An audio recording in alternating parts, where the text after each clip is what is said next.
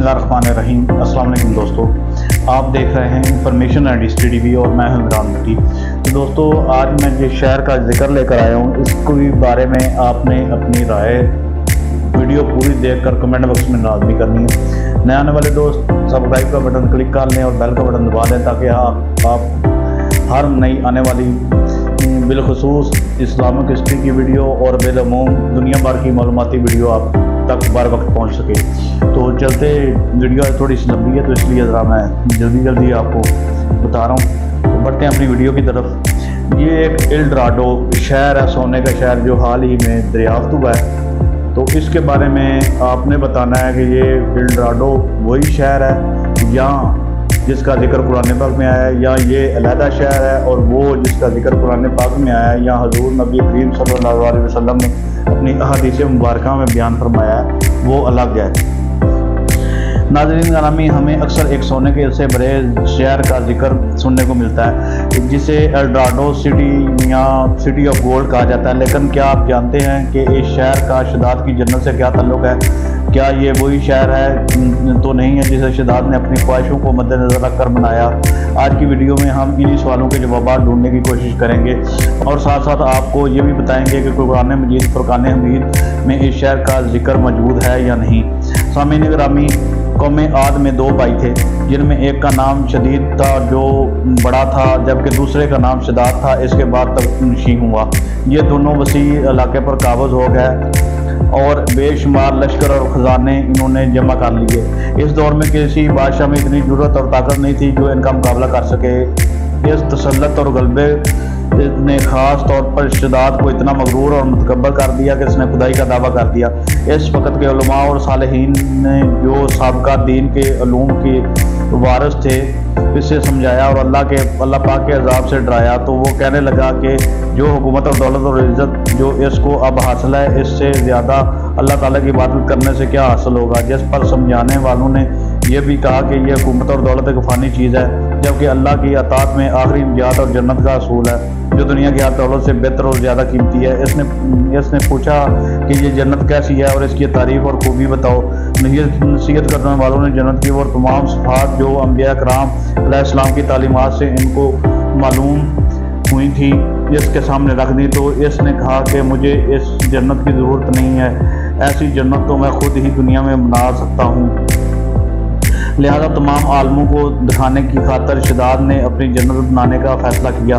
सबसे पहले इसने अपने मोतबर सरदारों में से 100 आदमियों का इंतखाब करके इन्हें जन्नत बनाने के लिए निगरान मुकर्रर किया और हर एक सरदार के साथ 1000 आदमी मुतय्यन किए। इसके बाद ज़मीन में दफन तमाम खजाने निकलवाए गए और सोना चांदी निकलवा कर इनकी गंगा जमनी ईंटें तैयार करवाई गई। और अदन से मुसल, अदन ये एक जगह पहाड़ का नाम है, अदन से मुसल एक शहर मरबा की शक्ल में 10 कोस लंबा, 10 कोस चौड़ा और 40 कोस ऊंचा मकाम बनाने का हुक्म दिया। इस शहर की बुनियादें इस कदर खोदी गई कि पानी के करीब जा पहुंची और फिर इन बुनियादों को संगे सुलेमानी से भरवाया गया।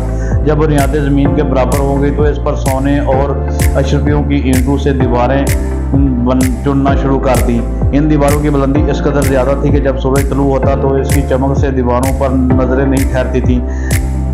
शहर की 4 दीवारी के अंदर हजार महल तैयार किए गए और हर महल 1000 सतूनों का और हर सतून जवाहरात से जुड़ा हुआ था। शहर के दरमियान में से एक नहर बनाई गई और हर मकान में हौज बनवाए गए और शहर की बड़ी नहर से शाखें निकालकर हर मकान तक एक नहर पहुंचाई गई और इन्हीं नहरों को हौज से जोड़ा गया। हौज के फर्श पर यकूत, नीलम और जो हीरो जवाहरात बिछाई गई और इनके किनारों पर दरख्त बनाए गए जिनकी जड़ें सोने और शाखें और पत्ते जमुर्द के और फूल और फल इनके मोती, यकूत और दीगर जवाहरात के बनवा कर लटकाए गए। जब इसका शहर बनकर तैयार हुआ तो हुक्म दिया गया कि सारे शहर में कालीन और फर्श पर रेशमी ज़रीब बिछा दिए जाए और सब मकानों से तरतीब से सोने चांदी के बर्तन जुड़वा दिए गए। हौज़ों में दूध, शराब, शहद जारी करवा दिया गया। जो नहरें खुदी गई दूध, शराब और शहद जो है मशरूबात उसमें जारी करवा दी गई। बाज़ारों में दुकानों को कम ख्वाह जरदोज़ी के परों से मुज़य्यन किया गया। اور ہر پیشے اور ہنر والے کو حکم دیا گیا کہ وہ اپنے پیشے اور ہنر میں مشغول ہو جائے اور انواع و اقسام کے میوے، طرح طرح کے عمدہ لذیذ پکوان سبھی شہر والوں کو پہنچایا کرے۔ مختصر یہ کہ 12 سال کے عرصہ میں یہ شہر بے مثال سجاوٹ کے ساتھ تیار ہوا، تو تمام امراء اور سرداروں کو حکم دیا گیا کہ وہ زینت کے ساتھ اس شہر میں جا کر رہیں، اور خود بھی اپنی فوج اور لشکر کے ساتھ لے کر کمال غرور و تکبر سے شہر کی طرف کوچ کیا، اور راستے میں عالموں و صالحین کو جلانے کی خاطر کچھ دیر تک رک کر ان سے تکبر اور حقارت کے ساتھ کہا کہ تم اسی جنت کی خاطر مجھے اس کے سامنے جس کو آج تک کسی نے نہیں دیکھا سر جھکانے اور ذلیل ہونے کے لیے کہہ رہے تھے، اب تم کو میری قدرت اور ثروت دیکھنی ہے تو میرے ساتھ چلو۔ اس اندیکھی جنت سے بھی زیادہ حسین اور دلکش اور خوبصورت جنت بنوائی ہے، جس کو دیکھنے کے بعد تم اپنے خدا کی جنت کو کم سمجھو گے۔ دوستو، شہزاد جب اپنی اس بنائی ہوئی جنت کے قریب پہنچا تو شہر کے باشندوں کے گول اس کے استقبال کے لیے شہر کے دروازے سے باہر آ کر اس پر زر و جواہرات نچھاور کرنے لگے، اور اس طرح جب شہزاد شہر کے دروازے پر پہنچا تو اس کا ایک قدم دروازے کے باہر تھا اور ایک قدم دروازے کے اندر تھا کہ آسمان سے ایک ایسی سخت کڑک دار آواز آئی کہ تمام مخلوق ہلاک ہو گئی، اور بادشاہ بھی وہیں دروازے پر گر کر مر گیا۔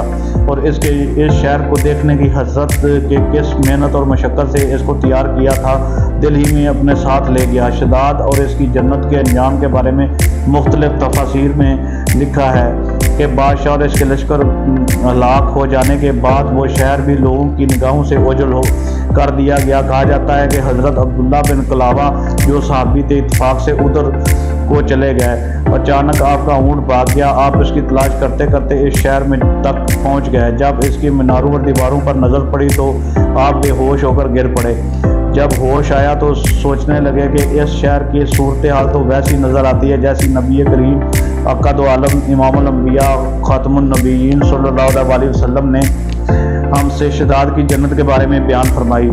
یہ میں خواب دیکھ رہا ہوں یا اس کا کوئی حقیقت سے بھی کوئی تعلق ہے؟ اسی کیفیت میں اٹھ کر وہ شہر کے اندر آ گئے۔ اس کے اندر نہریں اور درخت بھی جنت کی طرح تھے، لیکن وہاں کوئی انسان نہیں تھا۔ آپ رضی اللہ تعالیٰ عنہ نے کچھ پڑے ہوئے جواہرات اٹھائے اور واپس چل دیے۔ وہاں سے سیدھے اس وقت کے پایا تخت دمشق پہنچے جہاں حضرت امیر معاویہ رضی اللہ تعالیٰ عنہ موجود تھے۔ ان کی حکومت یہ بنو امیہ کی دور تھا۔ وہاں جو کچھ ماجرا ان کے ساتھ پیش آیا انہوں نے بیان کیا۔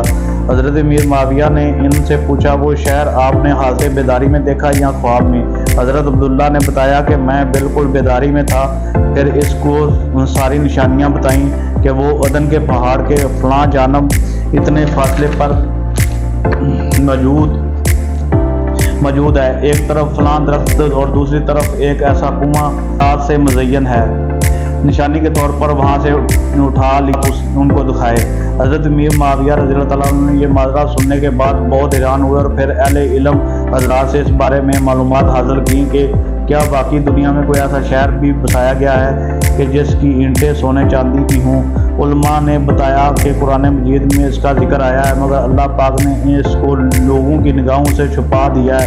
علماء نے بتایا کہ حضرت صلی اللہ علیہ وسلم نے یہ بھی فرمایا کہ میری امت میں سے ایک آدمی اس میں جائے گا اور اس چھوٹے قد اور سرخ رنگ کا ہوگا، اس کے ابر پر 2 تل ہوں گے، وہ اپنے اونٹ کو ڈھونڈتا ہوا اس شہر میں پہنچے گا اور وہ وہاں کے عجائبات دیکھے گا۔ جب حضرت امیر معاویہ نے یہ ساری نشانیاں حضرت عبداللہ بن کلابہ میں دیکھی تو فرمایا، واللہ یہ وہی شخص ہے۔ دوستو، حیران کن طور پر آج تک کوئی شخص بھی نہیں جان سکا کہ اب یہ شہر کہاں ہے اور نظروں سے کیوں اوجھل ہو گیا، جبکہ کچھ علماء کا یہ بھی دعویٰ ہے کہ الڈورادو یا گولڈ آف سٹی وہی شہر ہے جس کی شہزاد نے تعمیر کروایا، اور اس کا ذکر قرآن پاک میں ہے کیونکہ اس شہر میں بالکل وہی خصوصیات پائی گئی ہیں جو شہزاد کی جنت میں تھیں۔